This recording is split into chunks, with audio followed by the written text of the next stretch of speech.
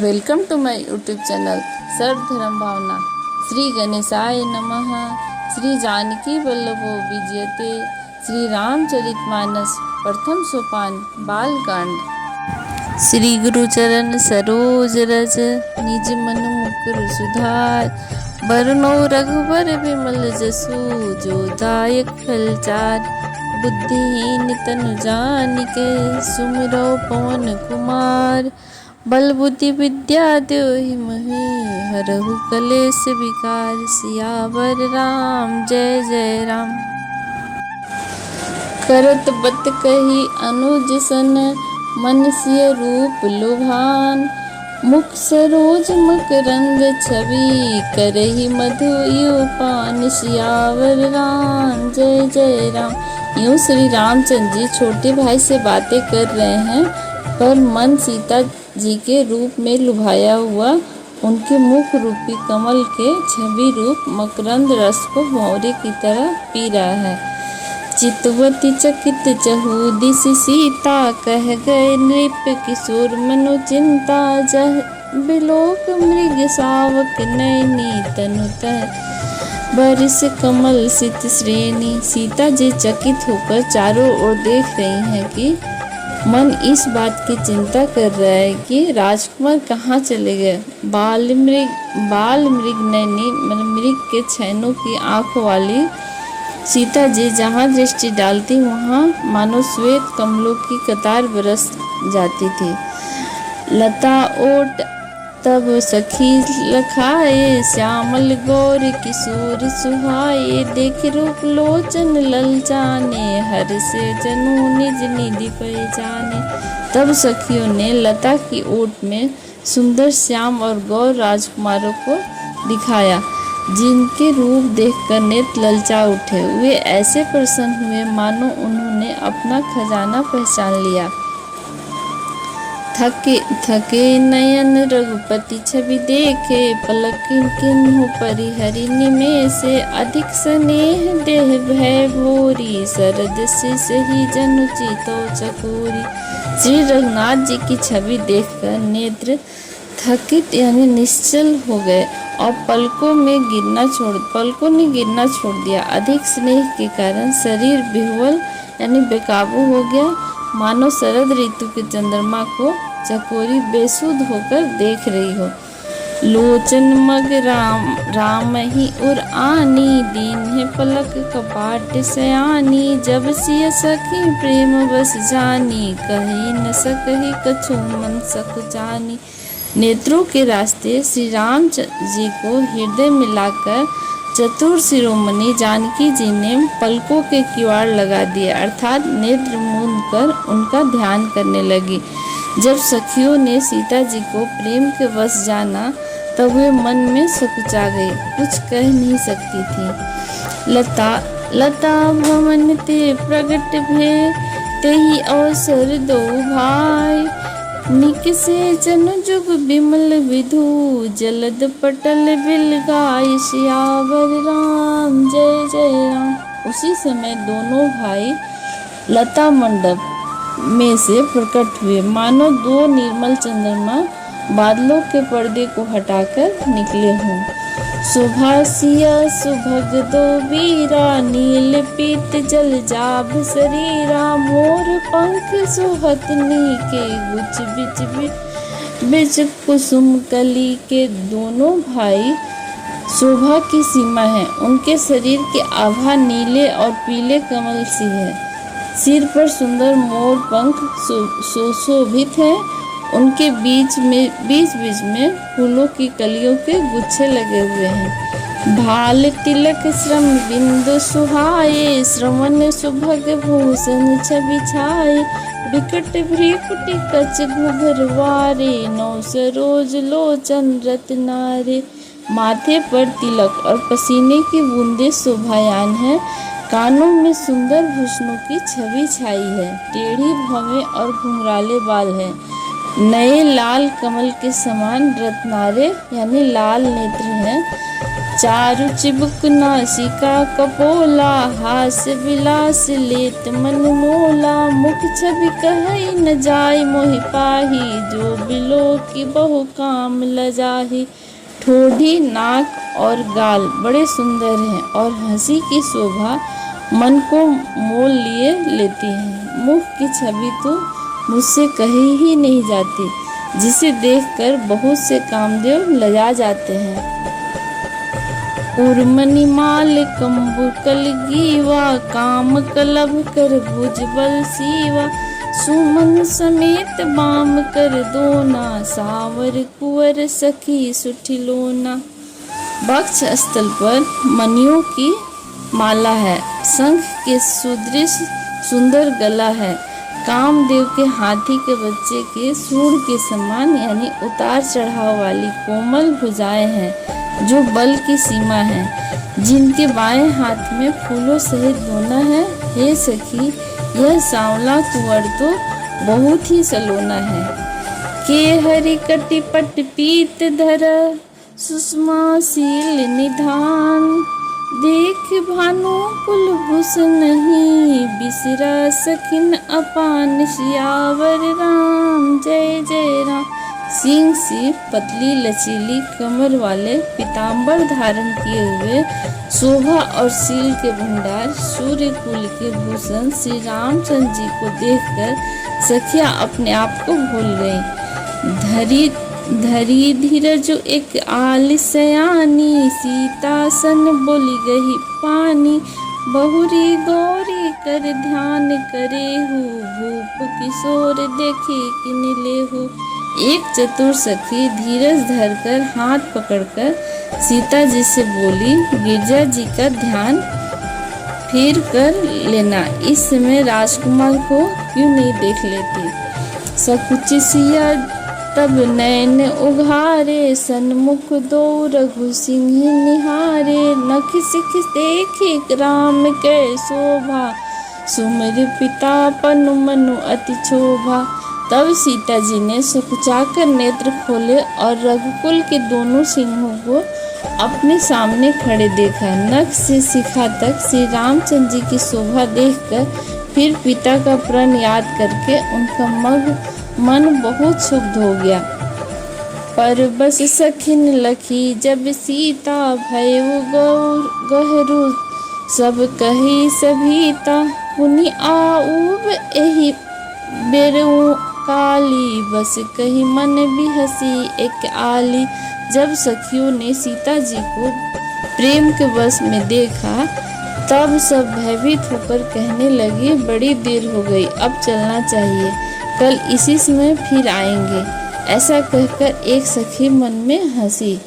गुड़गिरा सुन सिय सकुचानी, भयउ विलम्ब मातु भय मानी। धरी बड़ी धीर रामो और आने, फिर अपने पितु बस जाने।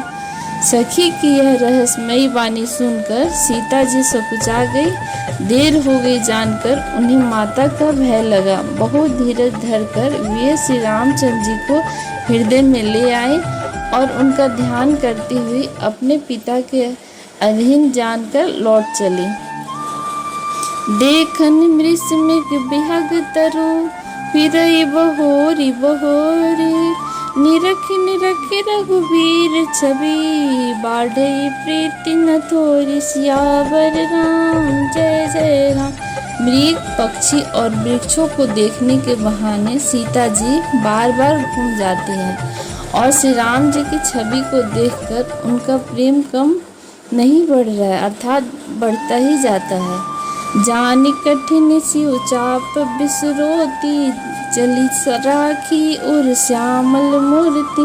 प्रभु जब जात जानकी जानी, सुख स्नेह शोभा गुण खानी। शिव जी के धनुष को कठोर जानकर वे विसुरती मन में विलाप करते हुए हृदय में श्री रामचंद्र जी की सांवली मूर्ति को रख कर चली। शिव जी के धनुष की कठोरता का स्मरण आने से उन्हें चिंता होती थी कि ये सुकुमार रघुनाथ जी उसे कैसे तोड़ेंगे। पिता के प्रण की स्मृति से उनके हृदय में क्षोभ था ही, इसलिए मन में विलाप करने लगी।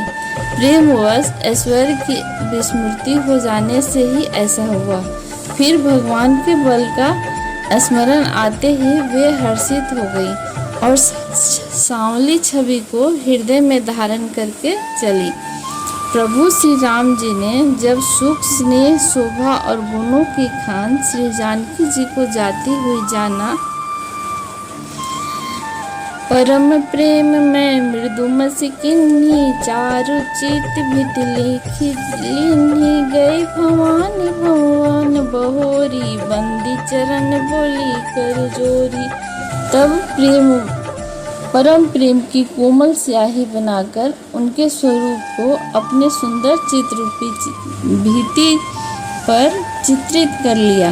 सीता जी पुनः भवानी के मंदिर में गई और उनके चरणों की वंदना करके हाथ जोड़कर बोली, जय जय गिरिवराज किशोरी, जय महेश मुख चंद चकोरी, जय गजवदन सदानन माता, जगत जननी दामिनी दुति गाता। हे श्रेष्ठ पर्वतों के राजा, हिमाचल की पुत्री पार्वती, आपकी जय हो, जय हो। हे महादेव जी की मुख रूपी चंद्रमा की ओर टकटकी लगाकर देखने वाली चकोरी, आपकी जय हो। हे हाथी के मुख वाले गणेश जी और 6 मुख वाले स्वामी कार्तिकेय जी की माता, हे जगत जननी, हे बिजली की सी कांति युक्त शरीर वाली, आपकी जय हो। नहीं तो आदि मध्य अवसाना, अमित प्रभाव बिंदु नहीं जाना, भव भव विभव पराभव कारिणी, विश्व विमोहनी स्वबस विहारिणी। आपका न आदि है, न मध्य है, न अंत है। आपके असीम प्रभाव को वेद भी नहीं जानते। आप संसार को उत्पन्न, पालन और नाश करने वाली हैं, विश्व को मोहित करने वाली और स्वतंत्र रूप से विहार करने वाली हैं। पति देवता सित महु मात प्रथम तौरेक, महिमा अमित न सकहि कही, सहद शारदा शेष सियावर राम। जय जय राम।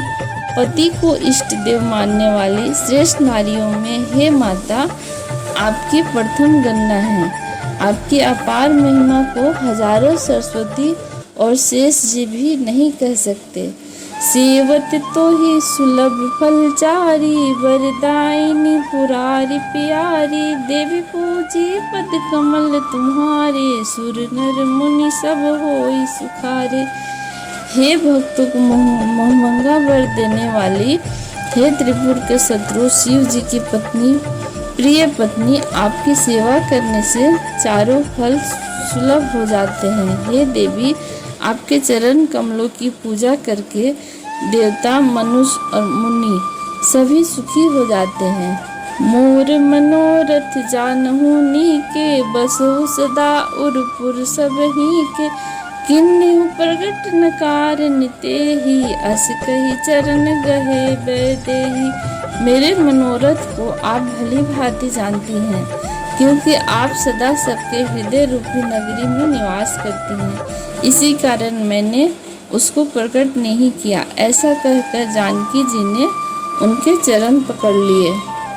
विनय प्रेम बस भई भवानी, खसी माल मूर्ति मुस्कानी, सादर सिय प्रसाद सिर धरियु, बोली गौरी हर्षिय भरियु। गिरिजा जी की सीता जी के विनय और प्रेम के बस हो गई और उनके गले की माला खिसक पड़ी और मूर्ति मुस्कुराई। सीता जी ने आदर पूर्वक उस प्रसाद को यानी माला को सिर पर धारण किया और गौरी जी का हृदय हर्ष से भर गया और वे बोली, सुनिए सत्य आशीष हमारी, पूजहि मन कामना तुम्हारी, नारद वचन सदा सुचि साचा, सोबर मिलहि जारी मनुराचा। हे सीता, हमारी सच्ची असीम आशीष सुनो, तुम्हारी मनोकामना पूरी होगी और नारद जी का वचन सदा पवित्र, संशय, भ्रम और दोषों से रहित यानी और सत्य है। इसमें तुम्हारा मन अनुरुक्त हो गया है वही वर तुमको मिलेगा।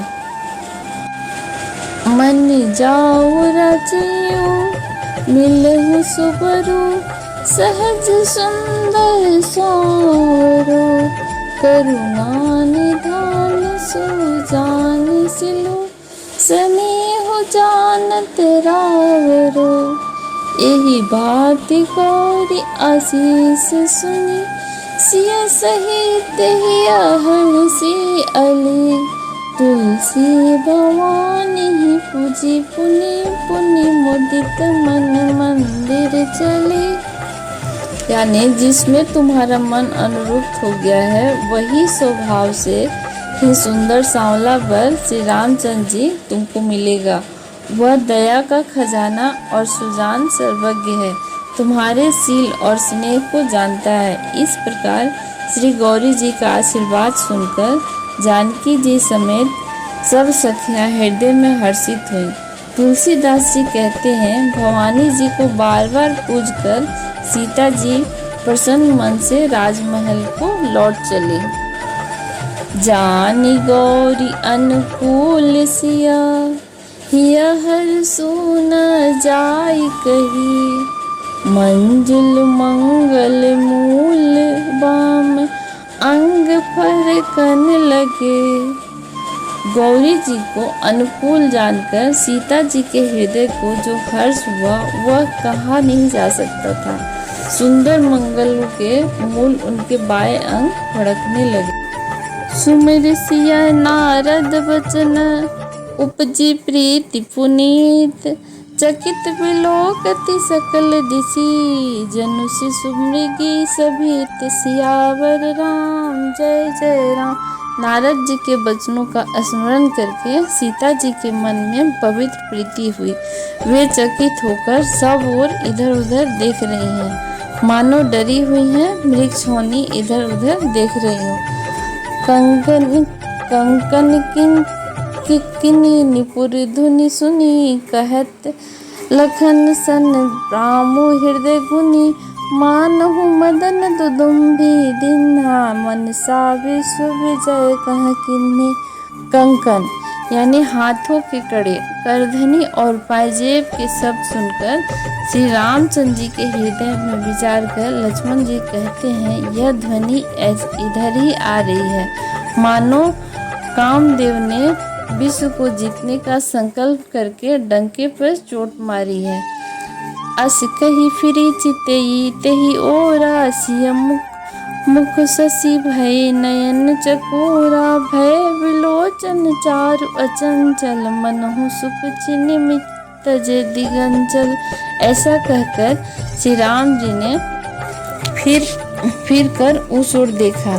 श्री सीता जी के मुख रूपी चंद्रमा को निहारने के लिए उनके नेत्र चकोर बन गए, सुंदर नेत्र स्थिर हो गए यानी टकटकी लग गई। मानो निमि ने यानी जनक के पूर्वज ने, जिनका सबकी पलकों में निवास माना गया है, लड़की की दामाद के मिलन प्रसंग को देखना उचित नहीं, इस भाव से सकुचाकर पलकें छोड़ दी, पलकों में रहना छोड़ दिया, जिससे पलकों का गिरना रुक गया। यानी एक टकटकी लगाकर दोनों जन एक दूसरे को देखने लगे। देखिसिय शोभा सुख पावा, हृदय सराहत बचन आवा, जनु विरंची सब निज निपुनाई, विरची विश्व कह प्रगति दिखाई। सीता जी की शोभा देखकर श्री रामचंद्र जी ने बड़ा सुख पाया और हृदय में वे उसकी सराहना करते हैं, किंतु मुख से वचन नहीं निकलते।